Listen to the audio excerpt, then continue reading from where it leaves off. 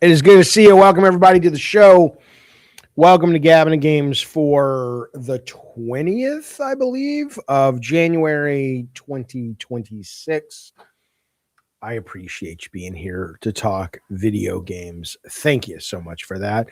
Welcome to the members. Welcome to the people considering becoming members. And welcome to you old knuckleheads. Okay, now, we have a very packed episode this evening. I hope you'll settle in and walk through the gaming news of the day with me. Now, look, first off, I want to show you a trailer. I am streaming tonight on Talk Studio, and showing trailers sometimes will get a little choppy, but bear with me, because if you watch this trailer and you are like me, you will be forgiven for going, I want to go out and see this movie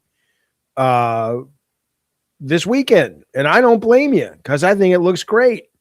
This is the trailer, the latest and greatest trailer for the new Silent Hill, Return to Silent Hill, that opens in theaters. I actually think it opens Thursday for some weird reason, and I want to say I've seen some things saying that it may not be in theaters very long either, which is a little bit weird.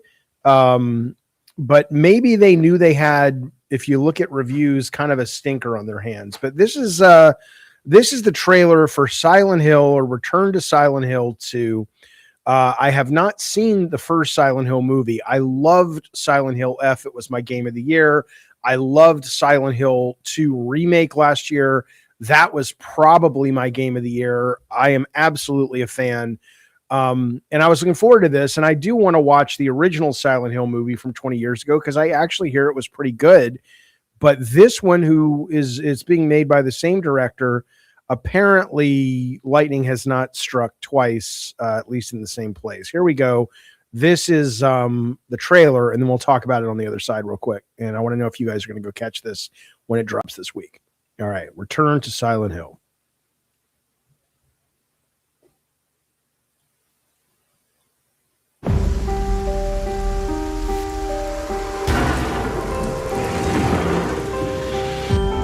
James, so much time has passed, but I'm asking to please come back to our special place.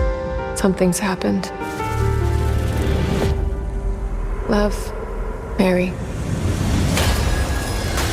Hello? Can anyone hear me? Everyone got sick in Silent Hill. Something's happened here. Something really, really bad.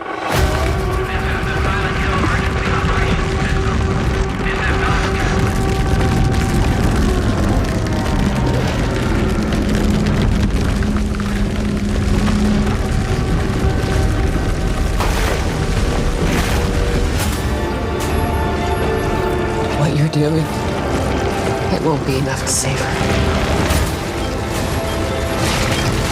You did it, didn't you, Jimmy? You woke him up. No one said it would be easy.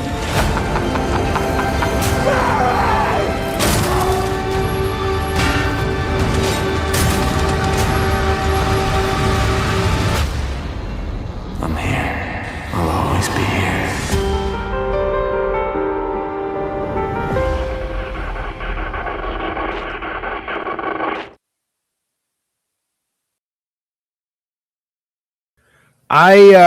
I'll put this up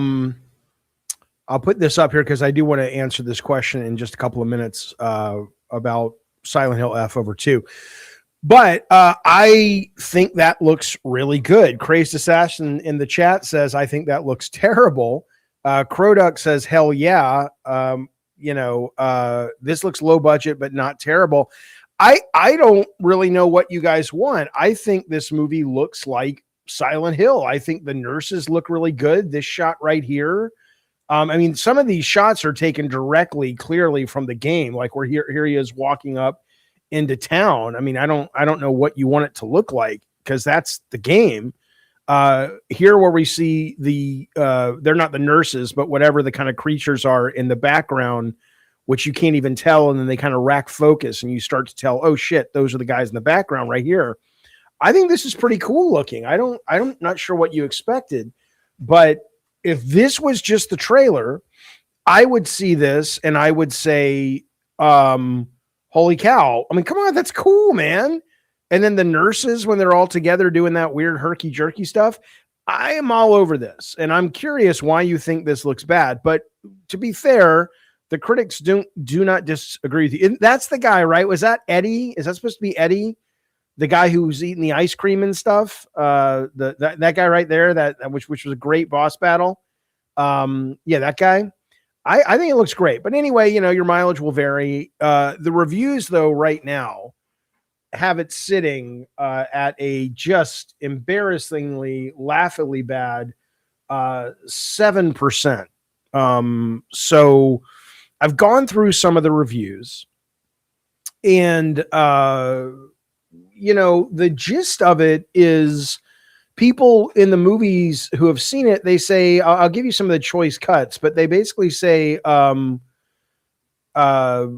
looks in a lot of shots great. Their biggest complaint is it doesn't work as a movie, but if you love the game, it vacillates between really shoddy looking CGI and really good fan service to people who like the movie. So for me, I may kind of actually go see it in theaters this Friday just because I like the franchise so much. But here's some of the reviews from critics. They gave it a C- over at Awards Watch. They said, and this kind of makes sense. It says, it never captures the smothering, oppressive dread of the game, mainly because it's a property with a premise built on immersion, which is suggesting, I guess, that most games, and I've always said this, and a lot of people say this, that most video game stories aren't that good.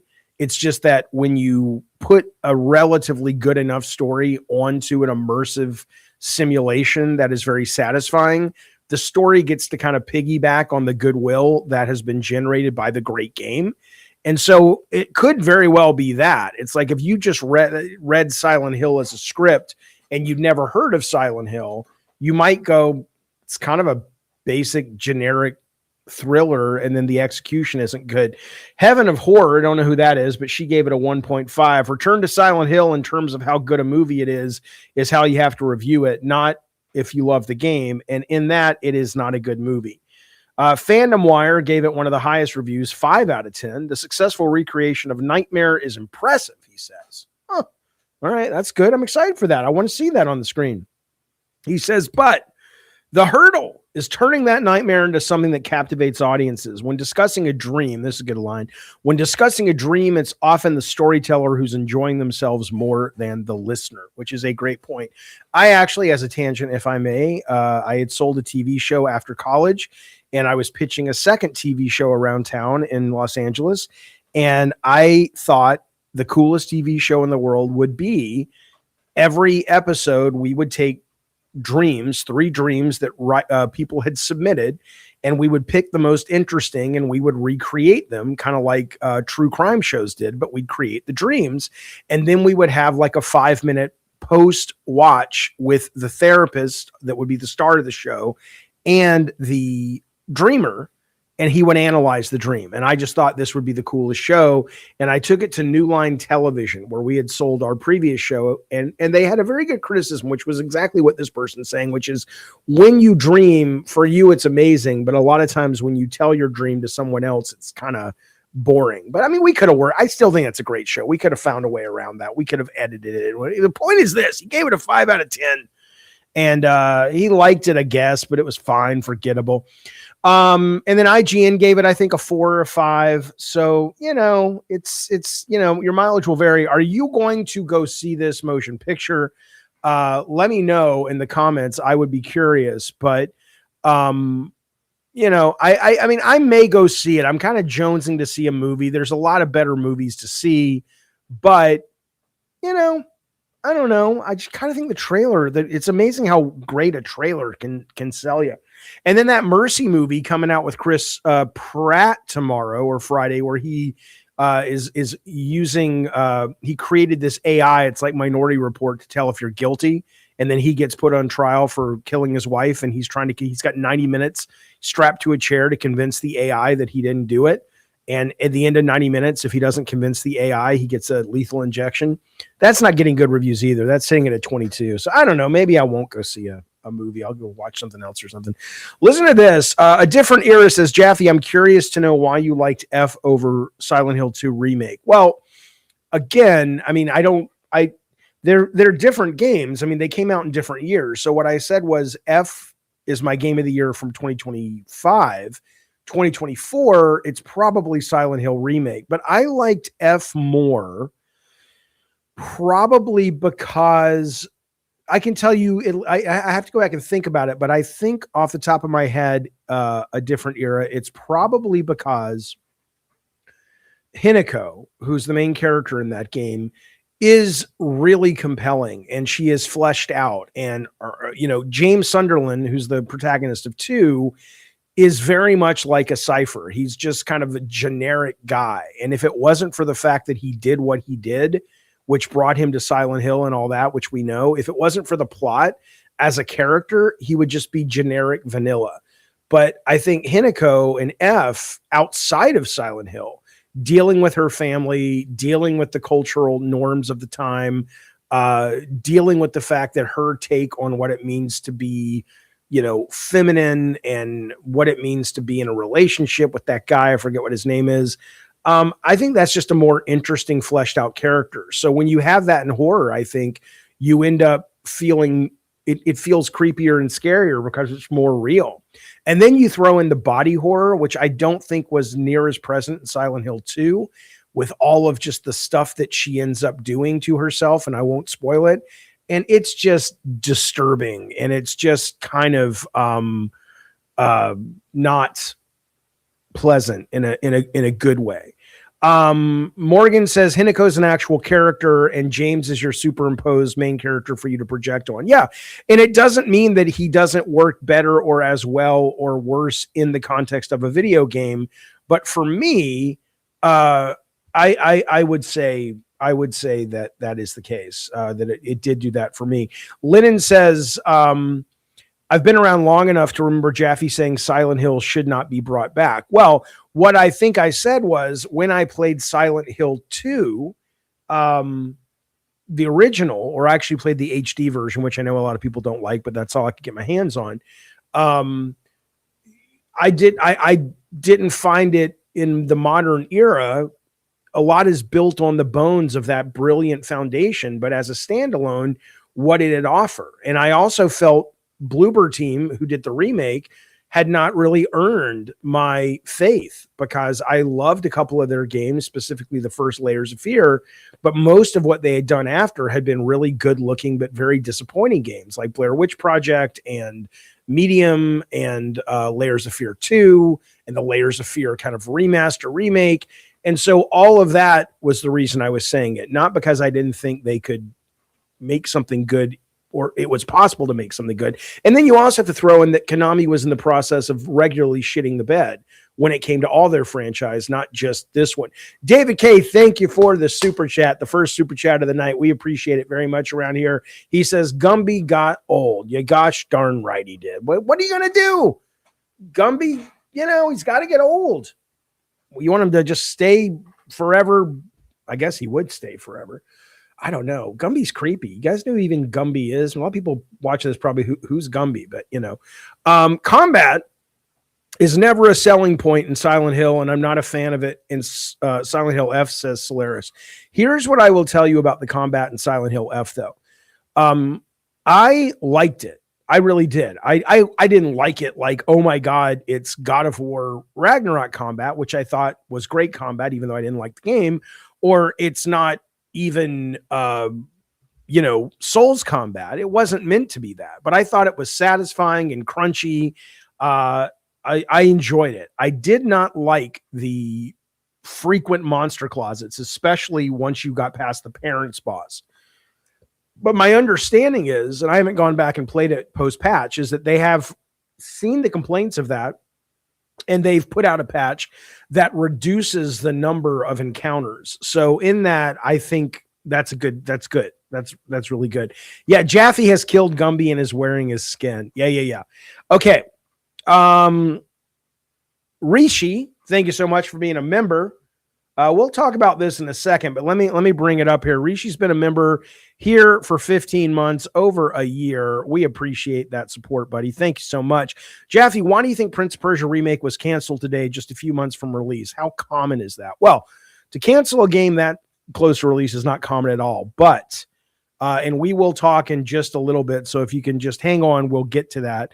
To talk about the big Ubisoft restructure, which will be coming up a little later in the show. And we will absolutely address that. Before we get to that, though, let me just tell you real quick. Here are, we'll move on from Silent Hill, but this is some stuff from Joe Blow Entertainment. I did think his review, or whoever did the review, let's see, Tyler Nichols, he had some good points that I just wanted to kind of put a final point on it, and then we'll move on. He said, about Silent Hill, Return to Silent Hill, the movie's in a strange place. It may be too faithful for the game for general audiences and too far from the game for fans of the series. I found myself still enjoying it while acknowledging its flaws. It genuinely felt like a game come to life and has some changes that make the narrative beats hit harder. But I also question how ambiguous much of the film is and whether that movie will be accessible to those who don't know the games or understand the world. And that's a really good point for a movie like this. Is it, who are you making it for? And can you serve all of the masters who come to see this film? I don't imagine, if you look at that trailer, especially because it says Return to Silent Hill, if you're not already a Silent Hill fan, I don't imagine you're going to see that trailer and then a trailer for a movie like Weapons or Sinners and go, oh, I'll go see this horror movie. Because you're like, I didn't see the first one, I won't see this one. And then obviously when you get in there, word of mouth is going to kill it anyway, because if you don't know the game, it sounds like it doesn't work. He says, I'm not quite sure Return to Silent Hill lands in the way it intends to. It's a little cornier and cheaper than I would have liked. The acting can be a bit hammy, and it genuinely feels like I'm playing a game at various points. But I still found myself invested in the story and enjoying James's journey. This is certainly a lot better than Revelation, that movie, but it falls short of the 2006 film. Its messaging is a bit dark, and I'm not sure everything comes together in the end, but I enjoyed the journey itself. So we'll see. We'll see how it goes. But I will be seeing it, whether I go to the theater and see it or wait for it to drop. Maybe we'll watch it as a movie night or something like that. Crodunk says, controversial take, Sinners was ass. I haven't seen it. I haven't seen Weapons. But what I will tell you about Sinners is it probably will be one of those very rare horror films that is nominated for Best Picture when the nominees come out in a couple of weeks, which who cares, but it's true. Now, the last thing we'll talk about today as it relates to movies, though, but it's kind of geek video game adjacent, is the teaser for the Masters of the Universe movie. The Masters of the Universe movie trailer comes out tomorrow, but they did put out a pretty fun teaser today, and I thought we could all watch it together as pals do and talk about it for a little bit and then ease on down the road to the next topic, which is very video game centric. Here we go. This is the Masters of the Universe trailer, teaser trailer. The trailer's out tomorrow. Not long ago, when times were simpler, this was a healthy breakfast. This was a powerful workout. And this was a hero. Perhaps now more than ever, we need that kind of hero again.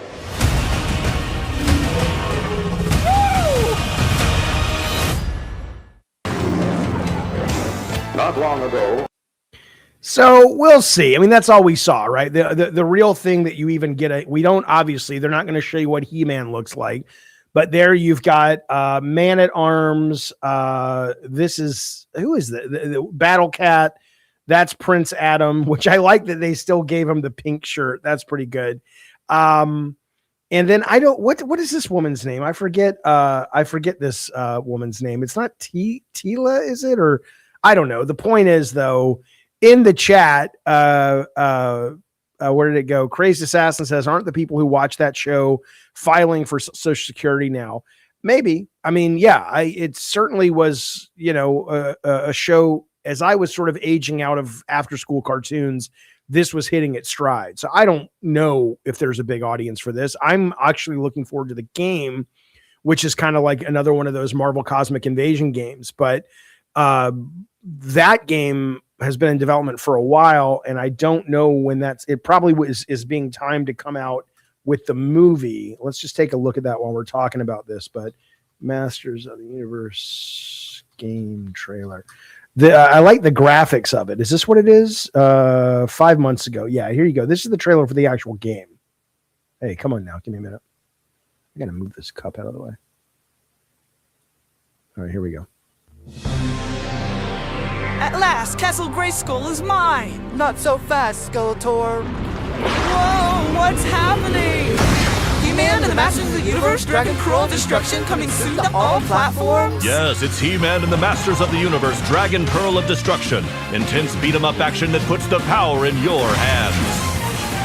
Grab a friend and fight for Eternia with 4 playable heroes, classic arcade controls. It's powered-up pixel perfection for your gaming console or personal computer. He-Man and the Masters of the Universe, Dragon Pearl of Destruction, coming soon. So I don't know Bitmap Bureau is. I don't know who they are. I don't. What have they done? Are they the guys that have done? Did they do Cosmic Invasion? I don't know. Bitmap Bureau. Who are these guys? We'll see how good they are. Oh, they did this. They did the Terminator game. No Fate. Okay, all right. I mean, I had issues with that game, but I didn't have issues with the quality of that game. So, all right, that's exciting. I haven't played Final Vendetta, and I might have played Xenocrisis, kind of top-down Smash TV kind of thing. All right, so they're kind of hard to say if this is something to be excited about, but certainly their last game, which was the Terminator 2D No Fate game that just came out last month, I believe it was last month, was very, very, very well executed. So maybe we have something to look forward to. That's pretty cool. But yeah, I was talking, I don't know if you have to be a member over there, but if you were a member on Colin's channel on his Patreon, he and I were talking about just the insanely amazing revival that we got in 2025 of 2D arcade games, because you had this, you had Neon Inferno, you had Cosmic Invasion, Marvel, you had Ninja Gaiden Ragebound, you had Shinobi, and think about that for a minute. I mean, what that really means is clearly, if you can get the budget right for these things, there is a meaningful enough market that people are greenlighting these continually. So I, as a guy who loves these kind of games and did enjoy Terminator after I realized what it was, it doesn't leave a great first impression, in my opinion, but excuse me, I think that's really good news. Oh yeah, and Streets of Rage 4, says PK, started the return of these games. Then there was, what was the other one? It was Streets of Rage, Ninja Turtles got one, Shredder's Revenge, which was great. Yeah, no, I'm with you 100%. I think Hunt Down is truly the best modern 2D run and gun, says Crazy Assassin. I agree. I haven't finished that game, but but I agree with you. That was really good. And then obviously Iron Meat, I think, is probably, if you're in the market for a game like this, I would not sleep on the game Iron Meat. But anyway, there's Masters of the Universe. You know, I'm excited for it because I like the brand. Oh my God, I have to show you something real quick. Look at this. This book is so great. Now, I'll tell you a little story. I remember my mom came home with a He-Man, and it was the Battle Armor He-Man for me. I was like 10 years old, 11 years old, and it was the thing where you could, like, a bad guy could hit his chest, and the chest plate right here would roll, and it would look like he took damage. And it was cool, but I remember being right at that age, like 11 or 12, where I was sort of like, I'm not having as much fun sort of playing with toys as I used to. So I could tell I was sort of, moving on to other things. But I did enjoy the cartoon, and we got this book when we were at Bartlett Jones. If you like He-Man, this is such a cool book because it goes through the creation of the series. It goes through all the iterations of the series. It goes through the competition and like that. I think that's the original version of He-Man right there. It's very, very cool. I might go through this book again and read this. It was look at Skeletor, some early concept of Skeletor and stuff. So, you know, I don't know, man. I'm looking forward to the movie. The original Dolph Lundgren movie was not good. Did you ever see that series on Netflix, The Toys That Made Us? They had a great episode about He-Man. It was excellent. And the making of the toys. Okay. All right. Well, let's move on. I wanted to play this. I downloaded it. I haven't had a chance to play it. But actually, let me get a couple of the comments about He-Man. Haunting Human Studio says, I was like 4 or 5 when I got my He-Man. And it was kind of amazing at the time because one of my first toys, being able to remove the chest plate, was nice. Yeah, I mean, and it was really weird too because those He-Man characters were such bizarrely proportioned and just so strange that I'm just like, it's weird that caught on. And I'm sure you've seen since then the like they'll do, you know, the Ninja Turtles that way. The WWE characters have like a He-Man style thing. So that's pretty cool. Ravno says He-Man is a gay icon. I assume he would be a gay icon if you are. And then Zeke says, so are you, Ravnos. I imagine He-Man would be a gay icon if you're gay. So maybe when I was playing with the figure, my brother, who is gay, was like, look at the biceps on that guy. But I was just like going, oh, let me attach, you know, a bottle rocket to his back and see if I can blow him up and film it in slow motion. So, you know, listen to this, though. I had this epiphany about, and I'm not going to get too much into AI or anything like that, but there's a game that's sort of in the firing line right now of artificial intelligence bad. In my opinion, and it's a game called it's an Animal Crossing game called Cozy. It's a cozy sim called HYTALE, and I do have it downloaded. Maybe at the end of the stream we'll put it up, we'll play it, see what it's like.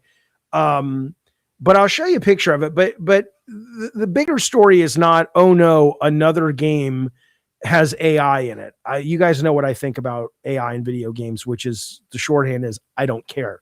But apparently there are some puzzle elements in this game, which is very much like Animal Crossing, and they didn't disclose it, and now it's being review bombed, blah, blah, blah. Okay. And what I realized, though, here was my epiphany. And my epiphany is that a lot of this brouhaha over artificial intelligence being bad seems to be coming from the people who will suffer from it the most. Like, writers hate this stuff, right? Artists online who complain about it hate this stuff. I don't think, though, if you go to Kotaku and if you read Kotaku, you would think the entire world despises AI. And I'm like, I don't think most people care one way or another about artificial intelligence. And I think that the concurrent players of this game, which I don't, let's go see what it is. HYTALE. But I think it, so at the end, this is what the writer of this article wrote at the end. The devs have seemingly not apologized for not disclosing their use of AI generated assets on Steam and any of the official channels that I could find. And given how blatantly obvious its usage appears to be, I'm not sure how they ever thought they'd get away with not disclosing it in the first place. Just the words, just the language, ever thought they'd get away. Maybe they didn't care, buddy. Maybe they just didn't look at it like you do, because most people don't care. Let's see what the obvious use is, though. I haven't seen it because I haven't played it.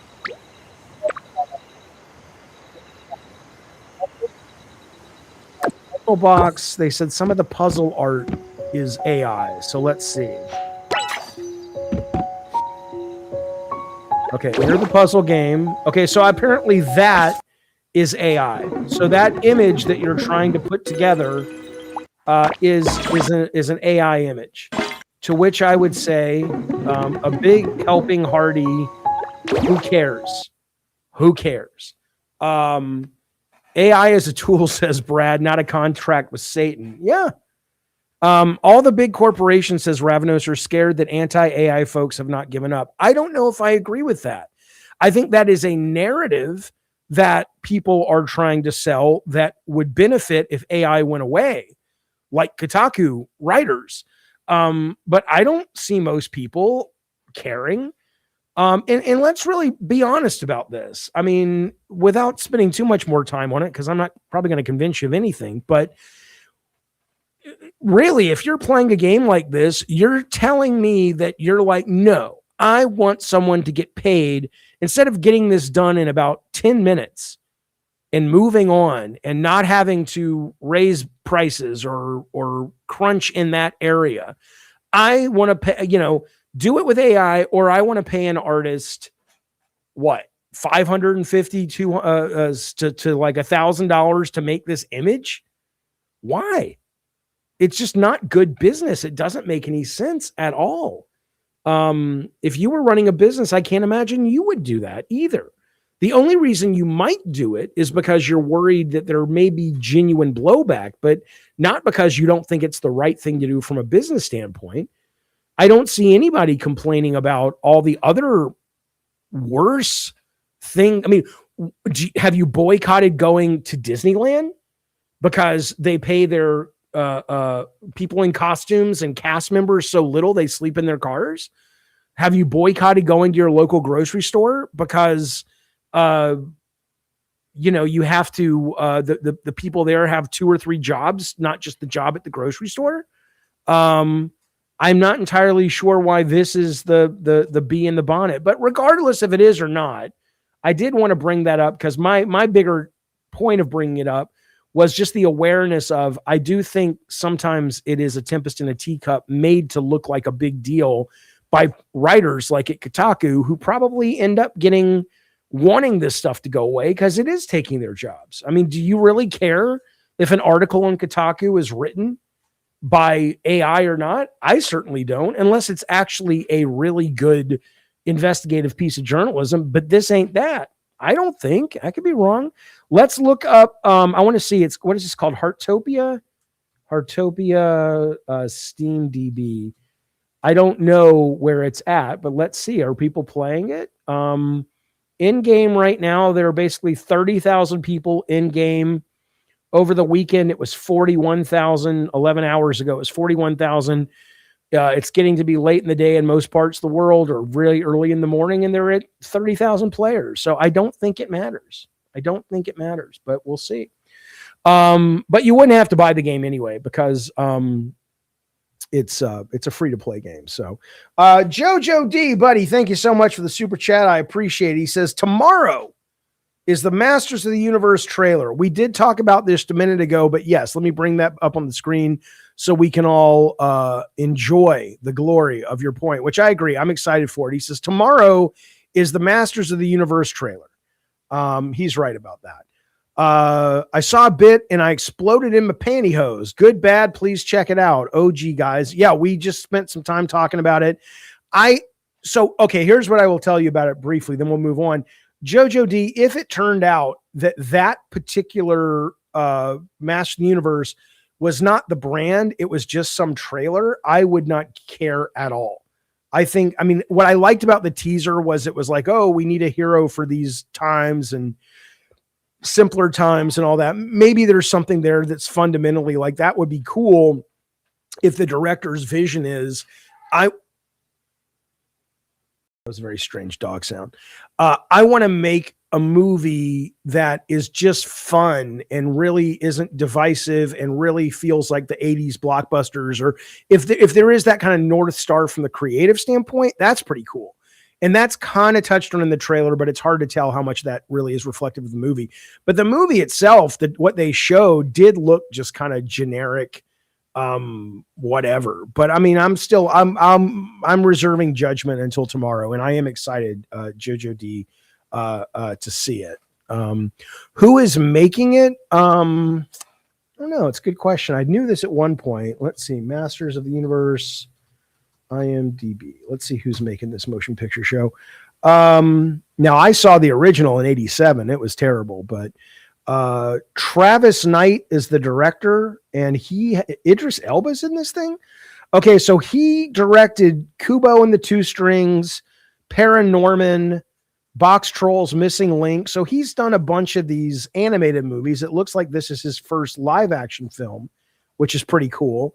And then, yeah, I guess Idris Elba and Jared Leto is in this fucking thing. Hang on. I did not know that.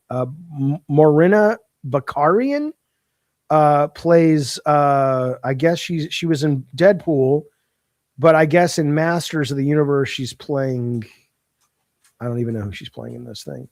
Let me check. I am curious now.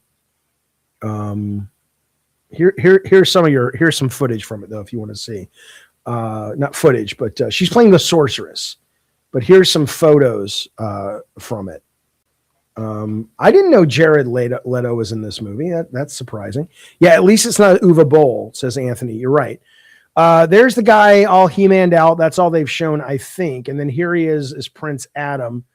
Be careful, Ravnos. Make sure you've got some Kleenex nearby. There's Prince Adam. Oh, they got the sword. That's kind of cool. So he's walking around modern day. See, that's an interesting take, right? It's not set in Eternia, or if it is, at least he's on Earth and people are like, why are you walking around with the sword? Oh, Camila Mendez is this girl. She played Veronica Lodge in what's that thing called? In Riverdale. She's a very attractive lady. Who is she playing in this movie? What is that character? Is it Tila? I don't know what her name is, but yeah. So we'll see tomorrow. Let's see if she's in here anymore. Yeah, I don't know. So we'll see. I'm looking forward to watching it. We'll talk about it on a future show, see what you guys thought. Okay.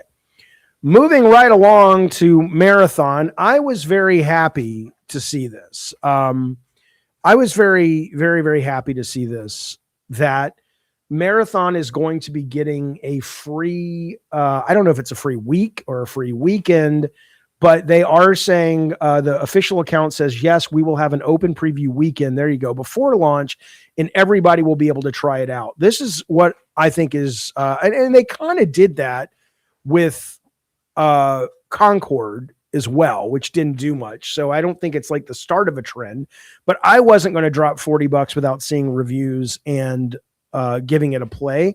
I was surprised to see, I don't know if it's still there, but it was like the number 5th best-selling game on Steam pre-order, which I guess on Steam, because they're so good with their refunds, you can obviously sort of bring that back and roll that back. But I don't know why people pre-order games, unless you get something. Now, I do think on this one, somebody was saying you get early access, but now that we're all getting early access, I don't know if it matters. Let's see, Marathon pre-order. Let's see what you get with your pre-order. Let's watch the trailer here real quick. See if it tells us.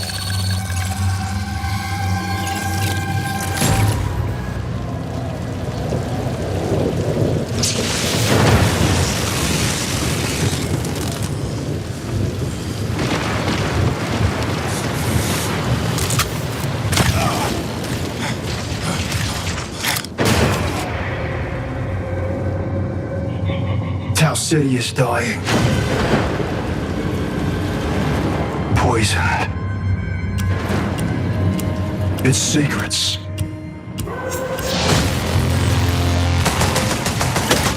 Buried and rotting. With the UESC holding a shovel. That's where you come in, Runner. A living weapon, reborn, every time you break.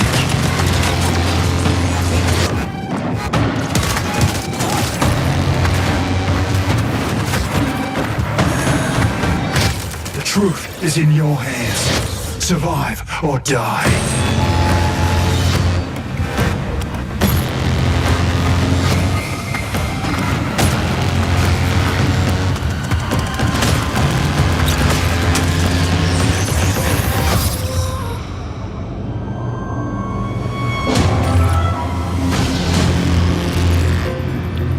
Okay, well, I think it's a great trailer. Pre-order now. Yeah, okay, but what do we get?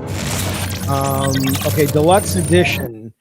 All you get is Midnight Decay bundle. Okay, let's see. PSN Marathon pre-order. I think the trailer is great. I'm going to talk to you in a second about what the art director said, who just left this team literally last month in December, which is interesting. But let's see what you get when you pre-order this thing first. Hang on. I'm not signing in, man. Just tell me what I get. I don't want to sign in. Come on, dude. Okay, here we go. Pre-order guide. Here we go. Pre-order bonuses. You get a sidearm style, a weapon charm, sticker, background emblems. Okay, so it doesn't sound like unless I'm premium rewards pass voucher for the deluxe collect. I don't know. It's a nice statue, at least from far away. That's a neat statue. I like that. But I don't know why you would pre-order the thing. But that is what is that like? What is it like? I don't know what this is, but this is really cool. I like this statue a lot. That's pretty neat. Let me open this in a different image so I can zoom in. Maybe. I don't think I can. Oh, there we go. But that's a good trailer. And my understanding is people who have played the game with the latest and greatest version 2 alpha seem to say it had gotten meaningfully improved. It's $40. We get to play it for free for the weekend before the weekend it comes out. So, I'm excited for it. I think it looks good. I will say that wouldn't that be something if Sony actually gets themselves a hit service game? I mean, if this thing became a hit game, at that point, all of the, Jim Ryan, isn't he sort of vindicated over this? Because all it takes is one. All it takes is one hit, and it makes so much money that it ends up making up for all of the crap. And that is the business model, right? Which is, so many of these things don't hit, but you throw a bunch of stuff at the wall to see what hits in order, if something sticks, everything gets paid for. Including a lot of profit on top of recouping the cost of the failures. So I don't know. You know where that term comes from? Throw it against the wall and see if it sticks. I did not know this was a cooking term. Apparently when you're cooking pasta, specifically spaghetti, if you take that and you throw it against the wall and it sticks to the wall and it doesn't fall off, it's done. I had no clue that's where it came from. Crodunk says $40 for the game, a hit game. It's going to be high microtransactions. Soon enough, it's going to be free to play. I mean, it depends. That has not been the case with Helldivers 2. So, I mean, Sony right now has they have more misses than hits. But Helldivers 2 was their one big hit, if you don't count MLB, which is continually selling microtransactions and doing very, very well for Sony. But this particular model, it has worked for them with Helldivers. It has tanked for them with Concord. I don't know if Arc Raiders has taken up all the oxygen in the room of this particular genre. I don't know if there's room for 2 of them. I'm over Arc Raiders, at least unless they introduce some really cool, compelling new stuff. And I am excited to play this when it comes out and at least give it a try. It may not be my cup of tea, but we'll see. I will be playing it on PC though, because I hope it's mouse keyboard. It has to be if it's on PC, but I don't want to play a game like this without that. But Bungie, even with Destiny, which I'm not a big Destiny guy, the combat is so good in that game. The shooting and the melee, it feels so good that the idea of a more straightforward game like this with that type of talent, I'm super jazzed. Listen, I'm going to tell you something. Scott Rohde told me this at dinner one night with him and Shuhei, and it may have been Shannon. And I was telling them, this is before Drawn to Death, and I was telling them, I said, I want to make a shooter. And Rohde was spot on. And it's not that I should have listened, because if I would have listened, I wouldn't have gotten to make that company. But he was like, dude, shooters are really hard these days. And you need a team that has made those over and over and over. You don't just build a team from scratch who knows how to make a competitive shooter, or a shooter that's competitive in terms of success. And he was absolutely right. I mean, we knew nothing about how to make a shooter like this. And so I do like the idea that we are going to get a shooter from Sony or from anybody, but a competitive shooter that really is built by a team that really knows how to do it and do it really, really well. So that's pretty freaking cool. In the chat, One Pump Man says regarding extraction shooters, he says, the cheaters and arc raiders are making me want this game. It sucks when games go viral. Thank you for the super chat, One Pump Man. My understanding about arc raiders, though, is they've just put out a patch that solves not all, but solves a lot of the problems. When it comes to like people hiding in the walls, shut up, Pete Turtle, people hiding in the walls and things like that. My understanding is that is, it's not perfect yet, but it is a lot better. It is much, much better. So, but that's not the reason I left. I left because I got the loop. My brain, I understood what it was. I liked what it was. And then like Tech is still playing it obsessively, like it's a fucking job for that guy.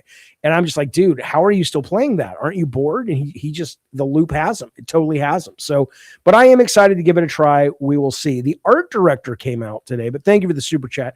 Also, I want to let you know, if you want to call into the show tonight and talk about these topics or any game related topics, that really isn't a problem, pal. I've got you covered. And as the night goes on, the Ritalin will kick in more, so it'll be a great conversation. The link is at the top of the show, in the forum. God damn it, Jaffe, in the chat. Click on that. You can call in. You'll be off to the races, and we can talk as pals do. Marathon says Bush Daddy Kane of the Cincinnati Daddy Canes. He says, will be another game that likely used AI to rush development. The vibe is Andy Warhol colors threw up on Destiny 2 with Arc Raiders looting. This game should be free to play. Well, we'll find out in a couple of months. In a couple of months. But what I will tell you about the look, I thought this was interesting. The art director of the game took off. He ran for the hills. He left in December, not like 8 months ago. It wasn't like, I mean, he finished the game, right? I mean, I don't know if it's gold yet. It's never gold, right? Because it's a service game. But he finished the game. And he left. I don't know if he had a much better deal or who knows? Maybe his stocks had vested and he could get out with all the money that he got from the Sony acquisition. I don't know. But it's interesting. Crazed Assassin says the art style is so off-putting. I don't agree, but he says, here's what he said. He said, nobody's reinventing the wheel with the game mechanics. So the visual design needed to take risks. And, I find this interesting. Here's what he says. He says, I believed immediately. This is a quote from the guy. I believed immediately in the simplified style, but the simplified style was the risk. He explains, the look we went for and that you see an evolution of today in the game, it clicked for me right away. I was like, this is the horse I'm betting on. And I know it's challenging. That's a big part of the point. I knew early on it should make people nervous. Anything new like this at this scale, by definition, almost should be a bit nerve-wracking to fund, which is an interesting point because it is people like Crazed Assassin are going to say that, right? This is not going to be a game that it's a weird looking game. And I happen to absolutely love the way this game looks. I think it is really, really cool. I don't entirely get the Andy Warhol vibes you're talking about, but I think it's very pop arty. It's very fresh. It's very unique, but yes, you're not wrong. And it probably also isn't as expensive as photorealism, although this isn't like, Roblox or anything. It's still clear a lot of money went into this, but I think it's cool. But the one thing I wouldn't say concerning. I'm not concerned. It looks fun. But he did say he knew that they needed to lean on the art style being the thing that really got you to pay attention to it, because mechanically speaking, they weren't really reinventing any wheels. And, I think that is telling. Like, I wonder if this game's going to come out and be like, it doesn't matter. I don't think it's going to hurt it because of this, but it might come out and it might be like, hey, it's not all that original, but it plays like butter. It looks beautiful. It's a lot of fun, and give it a try. Right. So I don't know if it's going to hurt it, but I certainly think this is a very arty-farty art style for a game like this. And while I appreciate it, I could see I can understand his point where he was kind of saying this might be a little too weird for people. But you never know with that stuff. I mean, that's always the risk, man. You never know. I don't know if you guys saw this. This guy fed, not this guy, but this other guy, he fed in 10,000 images, screenshots from the front page of Steam from 10,000 games. And he fed it into an AI model. And he said, I want to see if just the front screenshots of Steam games, just based on a single glance, can determine what we can determine about the success of games just based on their look. There's a big article on Kotaku. There's like a 20-minute video on his page. It's pretty cool. It's pretty cool. You know, there's nothing definitive about it, but it is an interesting challenge because I look at Kinetica, right? Kinetica that I worked on when I was at Sony Santa Monica. I was the creative director. I didn't work on the game other than like 2 or 3 months at the end, but I was there. And when I greenlit Kinetica, because I was the creative director and I was one of the 3 people that had to vote to greenlight a game, I was just like, it had been pitched to me like it was going to be relatable, like it was going to be almost like motocross bikes riding up the sides of, you know, fancy skyscrapers in New York and like Twisted Metal 2 style crashing into, you know, museums and racing up the walls and fucking up the paintings and all that. And then the artist just fell in love with this one guy's concept art, which we ended up calling ass bikes, but it was, you know, sexy bikes. And as clever as it was, and as much more artistic as it was, I was just kind of like, dude, this isn't going to sell. No one, this is too weird. And lo and behold, even though a lot of people have fondness for that game, it didn't sell. It absolutely did not sell. So Zeke says this game, Marathon, visually reminds him of Mirror's Edge, which I see. Haunting Human says it's very difficult to create something unique for the Steam page. It's a big challenge for us to make it appealing enough. Aren't you guys working on the UFO game? I don't remember. There's like 2 UFO games. There's 3. There's the Gray Hill Incident. There is They Are Here, which is being done by the husband-wife team. And then there's your game, which I think I played the demo for and liked, but I don't remember the title of it. Have I seen the Mortuary Assistant trailer yet? No. If there's time, maybe we'll watch it tonight, but not right now. Okay, let us move on, shall we, my friends? Okay. So we'll see. We'll see where Marathon takes us, boys and ladies. Let's talk about Ubisoft. Ubisoft, look, I've said this before. I remember being at E3 when they had we'll get back to Ubisoft. Haunting Human says their game is called Who Are You? And episode 1 is released next month. Didn't you put a demo out though, or am I thinking of a different game? I'm going to go to the Steam page and see your game. Who Are You? Steam game. I could have sworn I played a demo of this, but maybe I didn't. Who Are You is a sci-fi psychological horror experience based on real UFO research.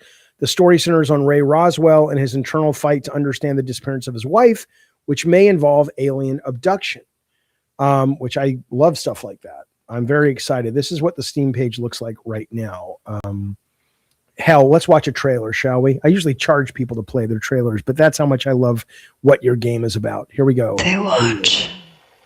A distant presence lingers, always just beyond your perception. They close in.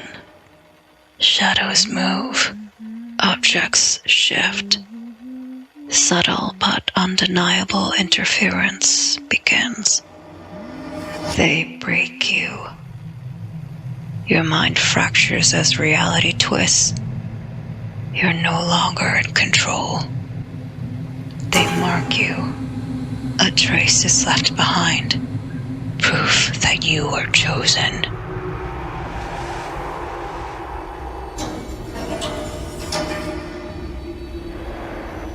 They take you.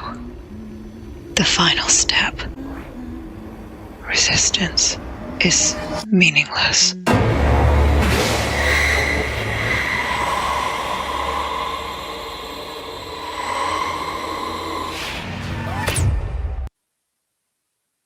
I like how it says based on real UFO research versus based on totally made up research we did. But I think that's cool. I will get the demo again and play it on stream this week because I love stuff like that. And I want to make sure the one I played is this one, but I will download this and I will give it a play. But this is coming out next month. So congratulations, you guys. This is excellent. Please, if you're happy with the game, send me a copy if you don't mind. I mean, I'm happy to pay for it, but if you want me to get it early so I can talk about it, if I like it, that would be awesome. But anyway, this is Humans Game. This is coming out, coming up. This is pretty cool. Who are you? Okay, let's get to Ubisoft, shall we? So Ubisoft is in the news today. And what I was saying about Ubisoft is I was at E3 the year they had, I want to say it was Far Cry 3. If Far Cry 3, it's whatever the one with you go up like in the surreal mindscape of the bad guy up the piano keys. They had that. They had Assassin's Creed, the one, I think it was 3 that was set in the American Revolution. They had Zombie U for the Wii U. It was just creative, interesting game after creative, interesting game. And I remember going back to the Sony guys because I think I was still working for Sony or certainly with them. And I was like, wow, they are the most creative third-party publisher working today. And we all agreed. And then obviously along the way, they kind of lost their way and started getting bloated and this and that and the other. Well, today I don't, and look, I you know, how much does a company have to change before you forgive them for their horrible human behavior? I mean, this is a company that has been just hammered by what looks to be very real allegations of sexual assault, terrible workplace, toxic workplace. And they have rooted out a lot of those people, but the CEO is still running the ship and, you know, the fish rots head down, blah, blah, blah. So I'm always curious about that, but putting that for the moment anyway aside, I do think some of these decisions that they're making are pretty good, or it could be really, really good. Here's what they did. They canceled 6 games, including the Prince of Persia Sands of Time remake, which, you know, when we get to what the new structure is, it makes sense why they canceled it. And this is what somebody was asking earlier, but it makes sense why they canceled it, in my opinion. But I never thought it looked all that amazing anyway. I mean, I love the Prince of Persia Sands of Time when it came out, but I don't really look at it like, oh my God, I was dying to play that again with a new coat of paint. And the last Prince of Persia game, or the last 2, one was the roguelike, and then there was the 2.5D one. Both of those got great reviews, but they didn't really sell all that well.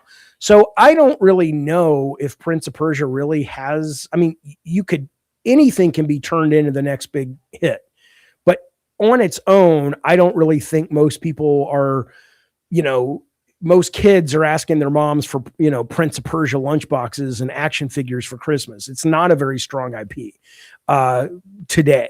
And so I don't really care, honestly, but that was canceled. There was a brand new IP that was canceled. There was a brand new IP for a mobile game that was canceled.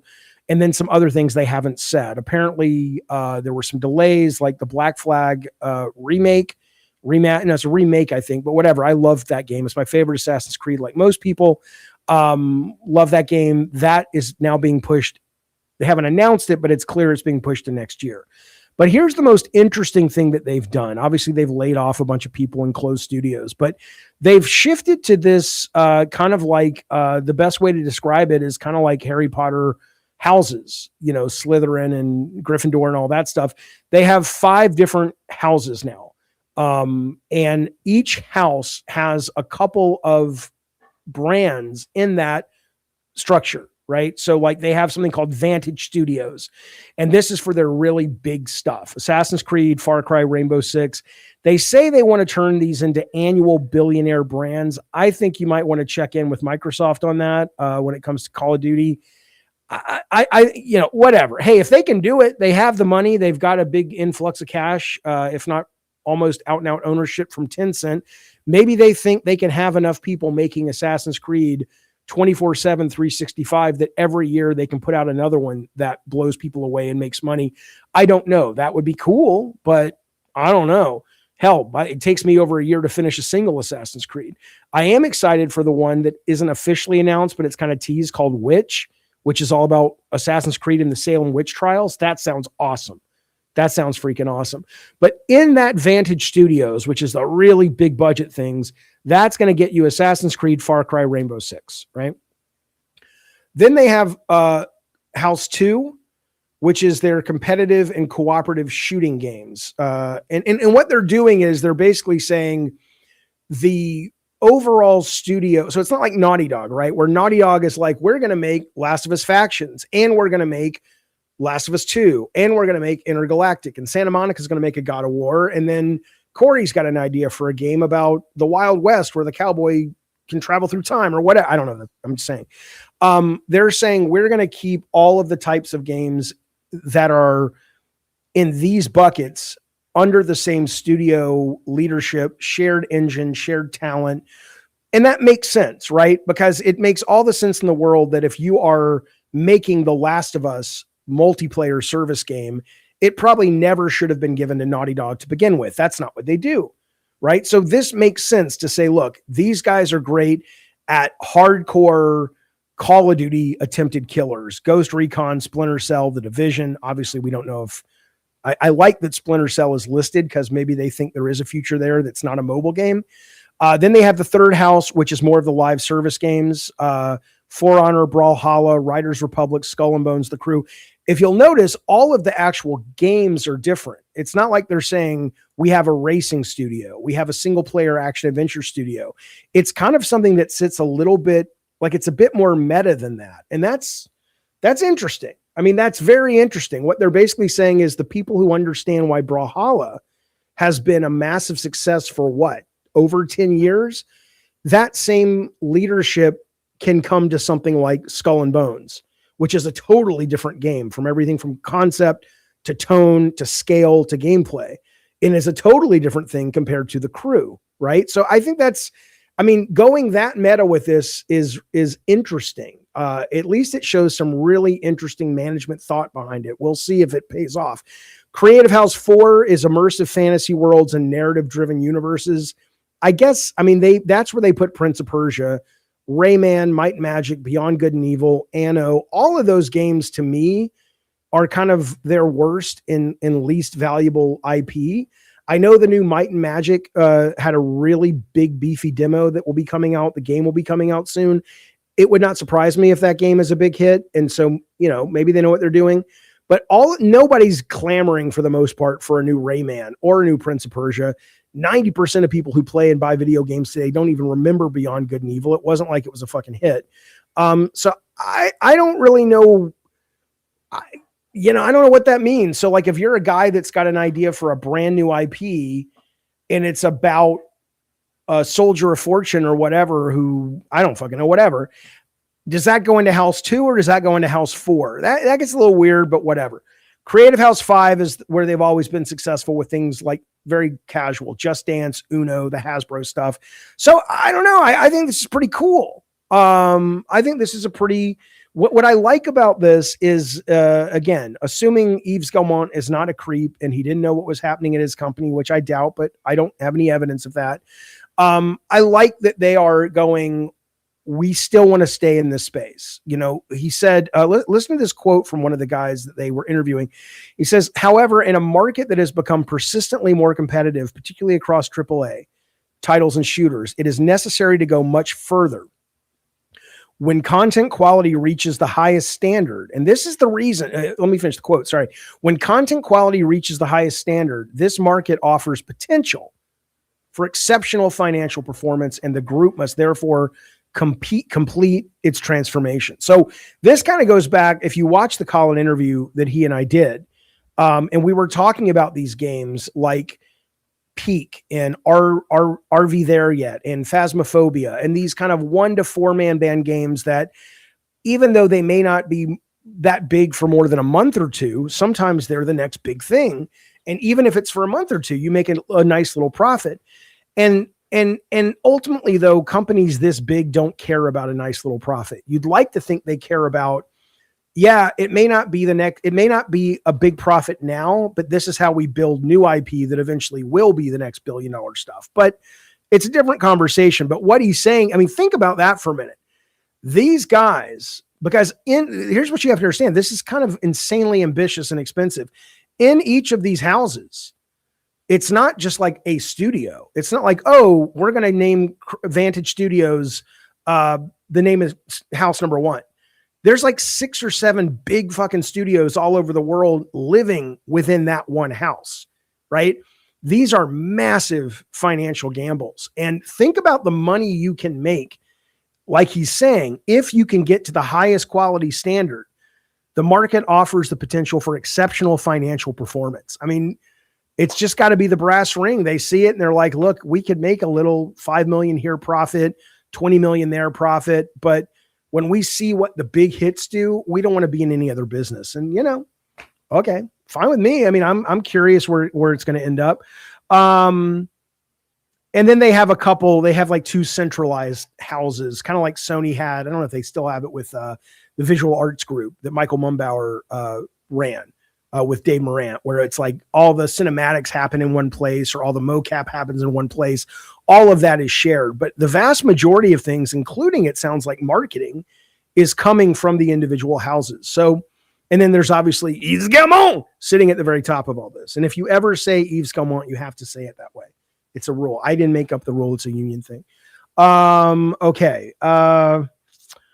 Cool. And then let's see what a couple other quotes I thought were worth pointing out. This centralized process helps with decision-making being faster and closer to the full game creation process, which, assuming that that's not just lip service, hopefully they recognize the value of that. It's like, let's keep, we don't want to have to send something up the ladder and wait 2 weeks to get a response. We want the people who are making these crucial calls to be on the ground embedded with us, and they've played the latest build and they know the director and they know the producer and they know what's happening. So that's pretty cool. They're pulling people back into the office. They're going to do this kind of hybrid work at home where you get an allowance every year of like X days to work at home. But they said that we know in-person collaboration and interactions are key enablers of efficiency, creativity, and collective success in this persistently selective market. I don't disagree with that. I mean, I like the idea of remote studios, and I think you can make them work. But at this scale, I don't know. All right. I'm not a stakeholder, says Eternal. I don't care how they do it. They need to piss or get off the pot. Well, this is the process. They're in the process of pissing. And then they'll get off the pot. I don't know what happens when you say you have to piss or get off the pot. I guess this is them pissing. And it may not work. I don't know, but at least, hey, they're trying. At least they're hanging in there. I think that's cool. I'm excited for that. Again, you have to remember, that's when I started talking about this, that the E3 that I went to, where I saw them as this just beacon of the most creative third-party group in the industry that year. They have been that. They have been that for more than they've not been that. And a lot of people now these days only know Ubisoft through the bad press, which they've earned, through the bloated game design, which they've earned. But there's still some of the key people that are here, and they're saying, no, we want to get back to that in a way that works for today's business. So I'm cool. Jungler says this is all optics. I promise you, it could be. I mean, yeah, I only care as it relates to, if, the games. It makes no difference to me if they succeed or not. I have plenty of games to play, but I do like the fact, I like seeing a little bit of, even though this is obviously very public facing, I like seeing a little bit of behind the curtain and them explaining what this is all about and how they're going about doing it. As somebody who has sat in the meetings with studio heads and gone, what is our hierarchy? What is our structure? How do we build a studio to elicit or to create an output where the output are the best games that we can make? I think it's an interesting take on it. It's a very Harry Potter take. So, hey, thank you so much, Wayne B. Wayne B has just joined the Diet Coke Commanders. We appreciate that very, very much, Wayne B. RPG says, welcome to our nightmare, pal. Hope you're going to like it. Yeah, me too. We might do something with members after the show tonight. We'll see, but we'll definitely be doing something in the next 4 or 5 days. Jaffe says, Eternal, this is too inside baseball. Just play the Minecraft ripoff, please. No, I know. I get it. It's a hard, these are hard shows to do because some people love this and some people don't. But, you know, that's why I try to keep the topics moving, including, wait a minute. Wayne B, I'll get to a brand new story that has me excited. Can we give a shout out to Gene and his fundraiser? Sad news. I don't know anything about this. Let's finish up the Ubisoft. Then we're going to talk about our good friend Gene Park, and then we'll get to another story. But I just want to hit this. Rishi says they're getting flamed online for canceling Prince of Persia. I don't know if they're getting flamed online. I saw a couple of Reddit threads that people were annoyed about it. But I mean, seriously, if you're this business, right? I mean, think about this for a moment, right? If you go back and you look at the what I just showed you, if you look at the house concept, it is clear that these guys are aiming for top of the line, big budget sales. If you come out with a Prince of Persia remake from Sands of Time, even if that is brilliant and a game of the year contender, but it's simply a new coat of paint at best, because it clearly was a game in trouble for a long time. Those guys, you know, it doesn't fit in this world anymore. You know, why, you know, maybe they could license it out and let them finish it with another publisher and they could co-publish it or whatever. But, you know, you're basically putting a new coat of paint on an Xbox 360 era game that doesn't really, it's not like God of War if they decide to do that, because it's continuing to build its legacy with brand new stuff in the TV show and things like that. So business wise, I understand, if I understand this, why that would be something that would be on the chopping block and why it was removed. But, you know, the internet complains about everything. They're always unhappy about everything. Let's look up at this Gene Park thing before we move on to the next story there real quick, because I didn't know about this. I've tweeted with Gene a couple of times since he kind of took leave. I've been checking in with friends of friends to see how he's doing. I'm very aware. I'm very worried about him, and I hope for the best. Obviously, I'm such a fan. I just love that guy. But let me go to his Twitter and see, because I don't know anything about anything recent. Gene Park. Gene Park. Let's see what he says. If it's okay to show me. Okay. Okay. Hey guys, just to confirm, this is my fundraiser. I didn't want to ask for help, but I need it. My cancer is back. I'm going through a lobectomy next week. That's when they remove part of your lung. My bills are massive, but this has been an incredible help already. Thank you for everyone. Okay, so he's looking to raise 60K. They're almost there. I think this just went live. Let me put, you know, life is such bull. Anyway, let me put the link to, if you can find it in your heart and in your wallet to donate to Good Sir Gene. He's one of the good ones, folks. Whether you agree or not with some of his takes, he is absolutely just a good guy, a smart guy, and just a good human. And good God Almighty, let's you know. And think about that. I don't want to get into politics tonight. I don't want to talk video games, but you know, I'll tell you, no one should have to deal with this crap. Nobody. So if you can help support Gene, please do all you can. Do all you can. Not fair. Not fair at all. Okay, if we can, let's shift to something pretty cool, from something awful to something pretty cool. Let me make sure I didn't miss anything here. But thank you for bringing that to our attention, Wayne. Thank you so much. Okay. Elijah Control says, I'll pray for him. Yeah, that'll help. Okay. I'm sorry to be a dick, but you know, okay. Whatever works, I suppose. All right. Listen, this is incredible. This is incredible. And it's not going to look that incredible. And I'm not here to sell you on HYTALE or Minecraft, whatever I don't care. I will tell you, I am loving HYTALE right now.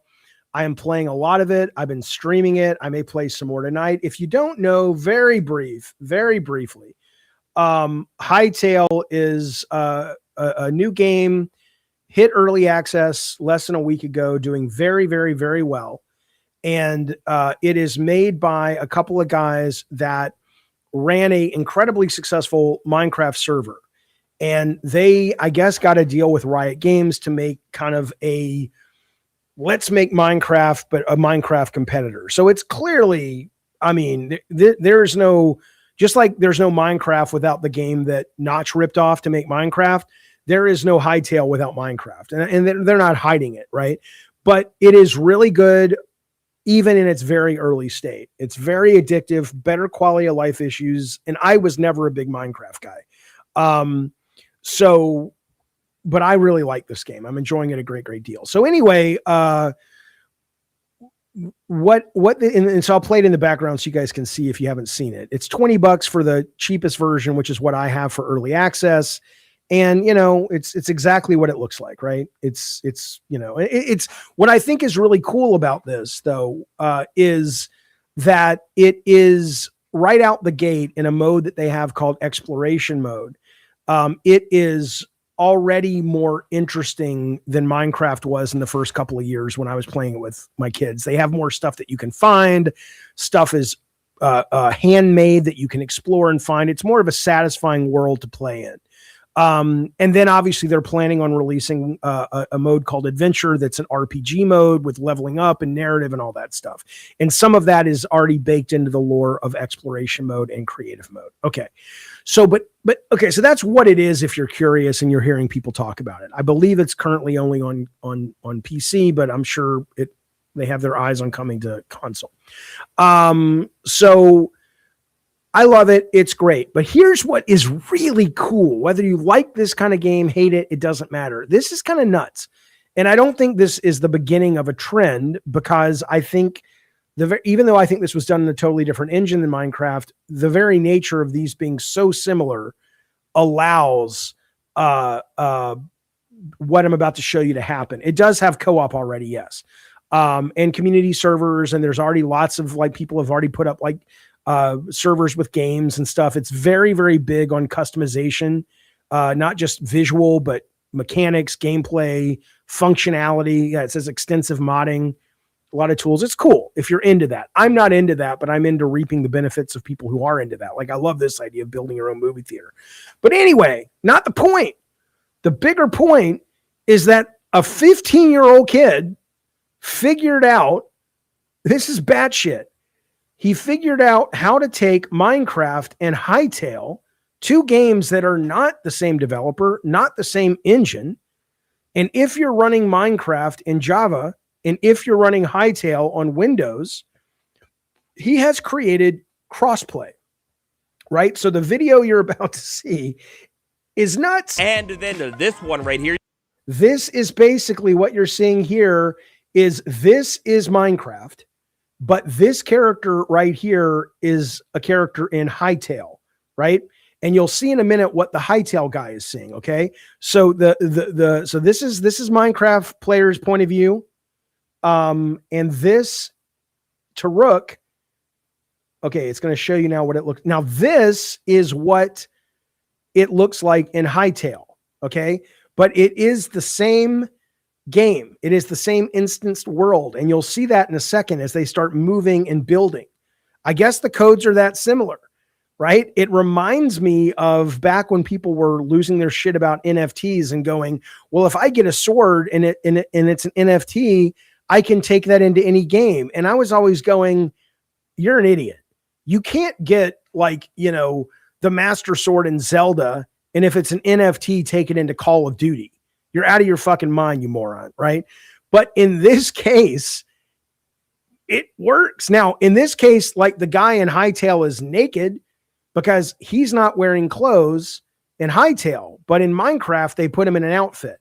But as you can see here on the left is Minecraft, and they're building the same object. So on the right now is HYTALE, and he's going to place this brick. And on the left, he looks different because they don't have the same assets of costuming. But this really, I'm not a coder, so I don't want to say this shouldn't be possible, but this was not on anybody's fucking bingo card, right? Look at that. Both of these are getting the exact same L-shaped piece. They just look different. But if you own Minecraft and I own HYTALE, we can play together. Isn't that nuts? That is so nuts. Look at that. Look at that. I mean, you know, I just think that's neat. And if you're, and it also, yeah, it has to be very similar architecture. And if you're into the game, or if you're curious about HYTALE, you know, I don't think there's a demo out. So I think you either have to buy it, but it's $20. There's enough people playing it live right now that you should be able to look at it and know if it's for you. But I think it's great. I think it's absolutely great. Ravno says, looks to me like HYTALE is literally using Minecraft code and it's just a standalone modded Minecraft client. That's not my understanding. It's possible, but that is not my understanding. In fact, let's find out. Does HYTALE use the same game engine as Minecraft? My guess is no. No, it does not. HYTALE runs on a custom proprietary engine built to overcome the technical limitations of Minecraft's original engine and support its own ambitious vision, including advanced modding and better performance. Both are block-based sandbox games. HYTALE's custom engine allows for features like dynamic shadows, better water effects, greater modding flexibilities not possible with Minecraft. And what's really funny about this is if you have played, and we're going to get off this because I know this isn't everybody's cup of tea, but what's really funny about this is if you have been playing HYTALE and then you go to Xbox or Minecraft or whatever. Oh, what are we doing here, lady? Who is this? Look at incredible things are happening over at eBay. Sure. Am I buying the game or buying a date with the girl? Good God.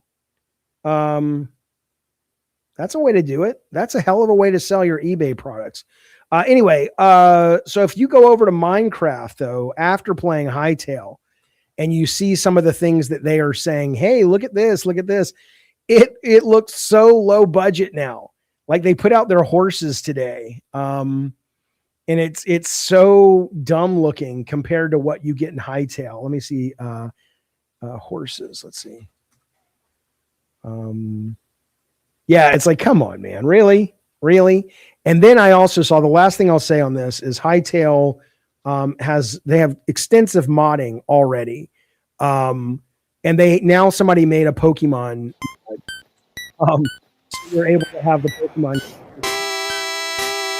which is, if you like Pokemon, which I'm not a big Pokemon guy, but it's pretty cool that they have that as well. Crazy Assassin says Minecraft is better, so people should just play that. I mean, can you articulate why you think it's better? I don't agree with you, but you know, your mileage will vary, of course. But for me, I don't agree with you. I played a lot of Minecraft with my kid because he was obsessed with it, but I wasn't into it. And this game has its hooks in me and that one doesn't. So, okay. And I don't even know, it has to be different enough for Microsoft not to sue. I don't know, because Minecraft was based on another fucking game. So who's to say? But I don't know. We'll see. Now, I want to weigh in on this as much as I can weigh in on this. This is about Kratos being a black man. Because I have seen this little question pop up to the top from time to time. Every couple of months, is Kratos black? Is he white? Jaffe said he was this. Is he that? Is he whatever?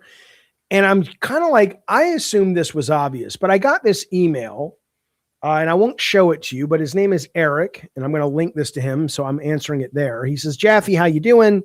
Big fan. I have a question about Kratos. Here in Brazil, Brazil's bubble on X, I don't know what that is. I guess it's their social media. There was a big discussion about whether Kratos is black or not after Ryan Hurst was chosen as his face on TV, because of that scene where he becomes the Ghost of Sparta in God of War PS2. I argued he looked black first because of tech of the times and because he's neither black or white, but tanned olive skin like most Greeks were. The counter argument was that he was always voiced by black actors, so I decided to go straight to the source, the creator of Kratos, and ask, what is Kratos' skin color? Thank you for your time. Thank you, Eric. I appreciate it. Thanks for the question. To me, this is very simple and very obvious. Kratos is Greek, which doesn't, there were black Greeks and stuff, and there were different skin tones of Greeks, but I'm not going to sit here and try to front like, oh, well, you see, he's based on this region of this particular island. No, he's based on Hollywood movie Greeks. Like if you're making a Greek mythology movie or whatever, they usually would, if they want to cast appropriately, he's kind of a tan skin guy, but you don't look at him and go, he's black or white. He's kind of olive skinned, and whatever that is whatever he is. But if you look at how he looks before he got the white ashes, he may have looked like a black guy, but he was never meant to be, a traditional African descent black guy. He was a guy who was born and raised by Greek parents in Greece. And in that, my very simple Hollywood brain was, he's kind of got olive skin. And then he gets the white ashes on him, which is not a race thing. It's literally, the ashes of his dead family. I'd like to say, oh, it's a metaphor for systemic racism, and all white people wear the ashes of our ancestors because we, whatever. But no, that's just, because I saw Charlie Wynn drawing him and he had white skin as a primer. And I said, that's cool looking. Let's write a story around that. And we did. It wasn't anything having to do with race. And then him being voiced by and ultimately motion capped by black actors had nothing to do. I can't speak for Corey and Chris Judge, but with TC Carson, I never saw TC Carson. I was never in a booth with TC Carson. I got sent a bunch of files, and me and Alex Stein, who directed the voices in some of the mocap in God of War 1 and maybe 2, but certainly 1. I remember sitting at his desk in Santa Monica with headphones, and we were just listening to like 20 different options that we got sent. And then we said, oh, no, that one. And that one ended up being TC Carson. And TC Carson happens to be black. But there was never any sense of white skin, black skin, white voice, black voice. It was just, he's a Greek guy, and now he's wearing this white skin. So that would be all I can tell you. The other thing is people think I have said that Kratos is bisexual. And I did say that, but I was joking about that. I was joking back in the day, and I put him in like a pride t-shirt because I was tired of all the homophobes on Twitter. And I was like, well, don't bring Kratos into this, you guys. He is he's bisexual, right? Now, you can certainly argue that there were a lot of more open views on homosexuality in ancient Greece, but that was not what I was going for. I was just taking a jab at these jerks. And I took it back because I had people in the queer community come at me and say, oh, well, you're queer baiting. And I had never heard the term queer baiting. I know what it means now, but I'm like, what are you talking about? They're like, you did this and you deleted it and you took it away and you're queer baiting. And I'm like, what? And now I know what it is, and I get their point, and I apologized, which was basically, they're saying we don't have a lot of characters like mainstream heroes, and you're telling us this, and then you're walking it back, and it's kind of a mean thing to do. And when I realized that, I'm like, oh, okay, yeah, I apologize. I didn't even think about that. I'd never heard of that as a thing people do. But no, I don't care if he's straight or bi, or I know he's not gay because he does very much enjoy sex with women. But for all I know and for all I care, he could be shtipping the fellas too. What do I care? But what I will also say, though, is I've seen people in this argument that Eric brings up, this sort of Brazil thing, talking about canon. And is it canon? Is it Jaffe's canon? And he's the one who can decide. I don't know where this younger generation got obsessed with canon. I really don't. My answer is I don't give a shit. Like people, and I don't mean that disrespectfully. I get that there are people who love the franchise, and I love that they love the franchise. But I kind of just go, it's like people came to me and they were like, oh, can this sword beat that sword? And what if Kratos did this, but Hercules could do this? Is that canon? And I'm like, I don't know. What? I was writing the story for the story we needed to write. And that doesn't mean, like, a really good writer Like I think, and I don't like writing. It's painful to me. I don't enjoy the process at all.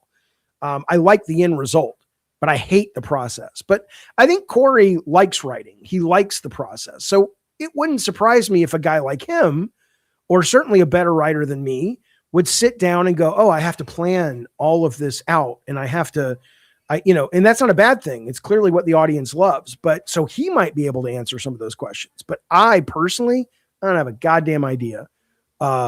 Anything you see on screen is almost the limit of it. There are a couple of things where I had ideas we couldn't put in, but I don't know what that means. Canon. I mean, it's, I don't know. So there you go. Yeah. So Eternal says Jaffe can fan fiction all he wants. It won't change the canon story. Yeah. I don't really care. It's staggering how little I care what the canon story is. Great. Enjoy the canon. What do I give a shit? Now, here's something I am excited about. Let me get a drink real quick. Who cares what Corey thinks, says Nebular. He rocks a lesbian haircut. I don't even know what that means. We talked all about Silent Hill, the movie, at the beginning of the stream, Durant. So if I had used AI to do the draft, says Gun, would Kratos have the ashes? I can't tell you. I can certainly tell you that if I was making God of War today, I would absolutely use Gemini to brainstorm with. I'd like to think that my own creativity would be the guiding principle. I have written a story before with for a game I was trying to get made called Drone, and I wrote it with ChatGPT. It was my idea. But I'm like, hey, I've got this character and I'm trying to give me like 20 things that could motivate a character to do this. And then I went through all 20 and I think I was like, I like that one. Let's talk about that. Break that down. And, it's kind of like when Tony Stark is doing, making time travel or whatever with his like, okay, let's take a little of this and let's put a little hot rod red in there. And, I like working with, AI that way. It's a great tool, but yeah. Eternal says Jaffe flushes his legacy down the toilet with the use of AI. Don't care. I didn't do it, but I would have. I absolutely would have. Okay. Let me shut my door because I can hear my kid talking loud. I want to tell you something real quick though. There was a game.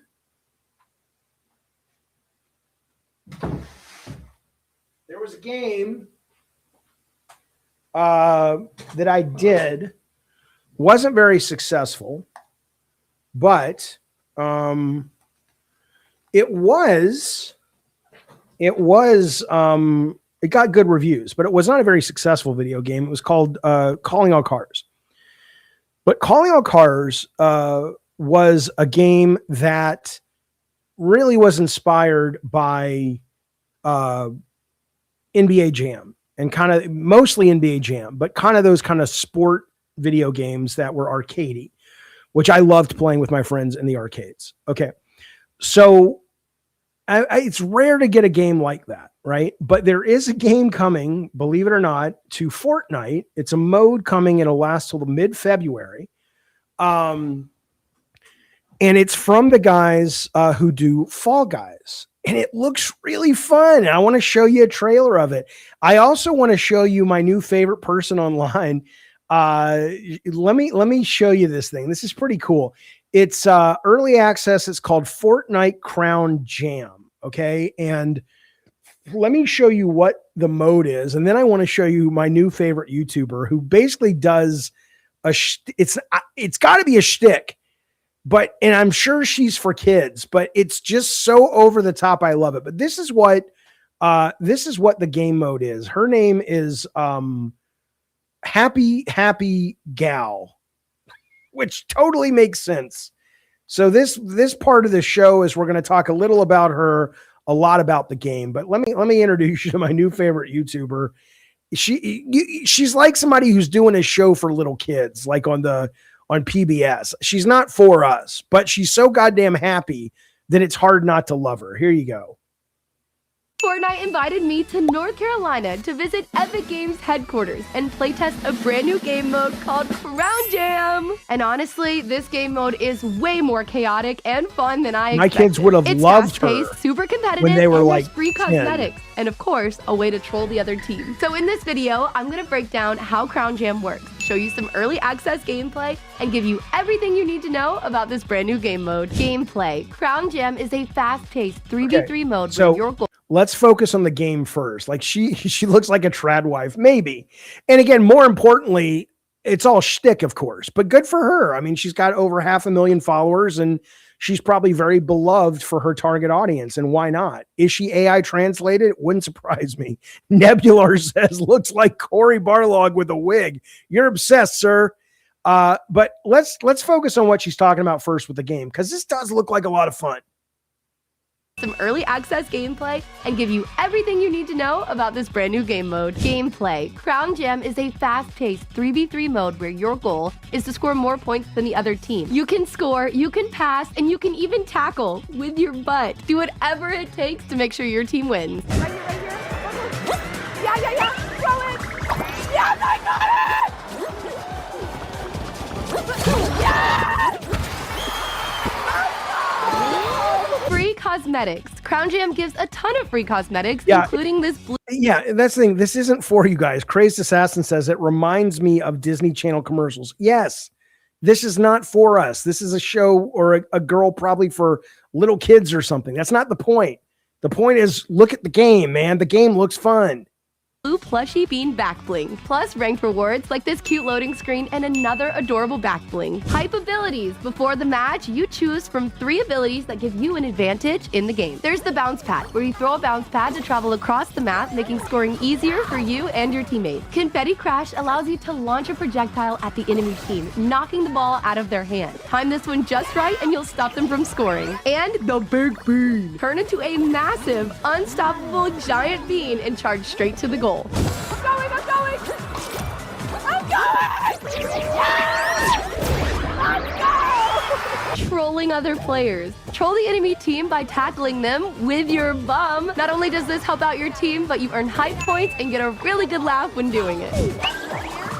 Now, what I'll also say I like about what they're doing here, and they did this, you're right, they did it with Rocket Racing, Cheetah Man. What I think is really cool about what they do there is some games are not meant to be evergreen, right? The video is choppy because I'm on stream. I'm on Talk Studio because this is the easier way for people to call in. And if you want to call in and talk games, the link's at the top. But it's Fortnite. But the guys who made Fall Guys got purchased by Epic, and the guys who make Rocket League, Psyonix, got purchased by Epic, right?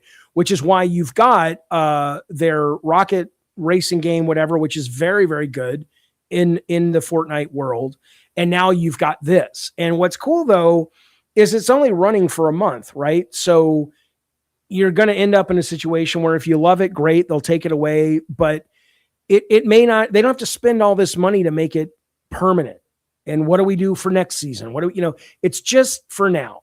And if people love it, maybe they'll put more money into it and bring it back, blah, blah, blah. I love that kind of, system, because it allows games. Not every game has to be a goddamn giant live for 20 years Fortnite attempt.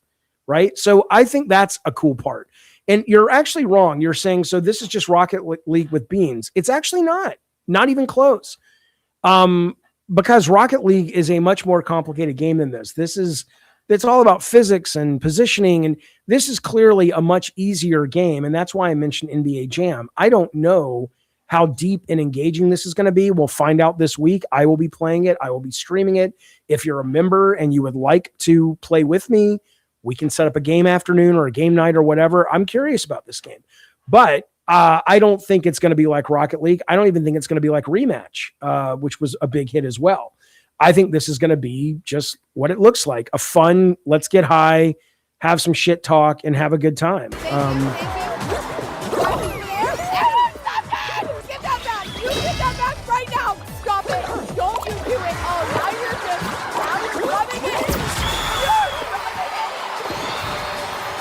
points. You can earn hype points in so many different ways. As you play the game, your hype meter will naturally go up, but you can earn even more by scoring, tackling, passing, and even stealing the ball from the enemy team. So yeah, Crown Jam's not just another game mode. It's competitive and hectic and way more fun than I expected. I hope you enjoyed this breakdown. Now enjoy this video where we pin girls versus guys. Girls versus guys. We know who's winning. And so in this one, it's she basically is playing the game. I'm not going to show you the whole footage. You can watch it if you want. I'll put the link up.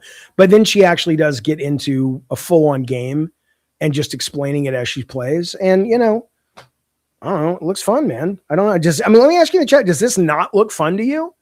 I'm not saying Fortnite. I get it. You're too cool for school. The art style, it's for babies. But I like arcade sports games. I like games that are simple but deep. I like games like only 3 people and there's not tons to learn, right? You've got 3 hype cards that they'll probably switch out with every couple of days. So it starts with confetti, big bean, and jump pads, but then maybe they're going to put 3 more in or whatever. I think that's pretty cool. Why is it a limited time mode? I'm only guessing because they've done this before with certain modes in Fortnite and whatnot. I believe it's to create, it gives them, I'm just guessing, but it seems to me like it gives them the ability to not make everything they make have all of the hooks and all of the money spent to go, we need seasons and costumes and we need this and we need modes on top of modes and we need 20 new arenas and what's going to be in season 4. And, you know, it's just like, it makes Fortnite for a month, you know, because everybody talks about Fortnite not even being a game anymore. It is a platform. It's pretty cliche to say, but it's true. There's so many different things you can do when you log into Fortnite or Roblox that this is just one more thing of like, hey, let's play this for a month if we like it. So I don't know. I'm excited for it. I want to see it. Eternal says some people are so cynical these days. Not everybody is as miserable as you. I'm glad because I think this looks good. Eternal Harmony says, Jaffe, last night you said you're not lazy. You like to work hard. So how is using AI not lazy? How is using AI working hard? I guess the same way that using Photoshop is working hard. Or if you're going to build a house using a buzz saw that has a battery or that has a plug is as much working hard in a different way than using a hand saw. I mean, it's a tool that gets you where you're trying to go. To me, I'm interested in the end result. I'm not interested in, like, I don't care about the nobility as long as you're not breaking the law of getting there. So yeah, this is on everything that's on Fortnite is my understanding. So if you play Fortnite on mobile, if you play it on PlayStation, if you play it on PC, on Switch, this should be available. Yes, but those tools don't think and create for you. I mean, it depends on how you use it. I'm not looking for something to do the work for me. I like parts of the work, but you know, what's the difference between sitting with a friend or a writer's room and going, let's generate some concepts for what could motivate this character to get where we would like her to get in the plot. And sitting with ChatGPT and going, hey, help me figure out what, people might be into that would motivate them to behave this way. I don't see that big of a difference, but I don't care if you use it, don't use it, but I'll continue to use it and I'll continue to enjoy using it. Okay. What else do we got? I'll save that. That's kind of cool, but I'll save that. What else do I want to? These are pretty cool, but these we can put anywhere. Yeah, I think that's all I got, fellas. That's the show.